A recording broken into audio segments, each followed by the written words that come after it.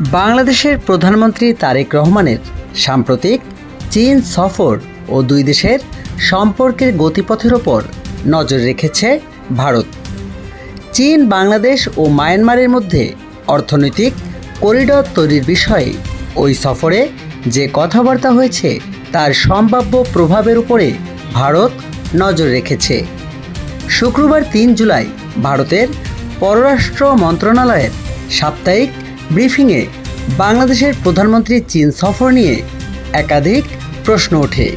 জবাবে মন্ত্রণালয়ের মুখপাত্র রণদীপ জয়সওয়াল বলেন, প্রতিবেশী দেশগুলোর যে কোনো ধরনের ঘটনা প্রবাহ ভারত নিবিড়ভাবে পর্যবেক্ষণ করে এবং ঠিক সময়ে প্রয়োজনীয় ব্যবস্থা নেয়। নয়াদিল্লিতে ব্রিফিংয়ে এক সাংবাদিক প্রশ্ন করেন, প্রধানমন্ত্রীর সফরে বাংলাদেশ প্রথমবারের মতো চীনের কাছ থেকে বেশ কিছু যুদ্ধবিমান কেনার আগ্রহ দেখিয়েছে। এ বিষয়ে ভারতের মনোভাব জানতে চান তিনি। জবাবে রণদীপ জয়সওয়াল বলেন, এসব ক্ষেত্রে যা কিছু আলোচনা হয় সবই ভারত নিরীক্ষণ করে। যখন যেমন পদক্ষেপের প্রয়োজন হয় তা নেওয়া হয়।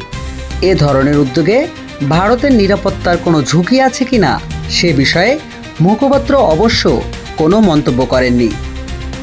প্রধানমন্ত্রী তারেক রহমানের চীন সফরে দেশটি থেকে বাংলাদেশের জন্য J-10C যুদ্ধবিমান কেনা নিয়ে আলোচনা হয় বলে ভারতীয় বিভিন্ন গণমাধ্যমে খবর প্রকাশিত হয়েছে।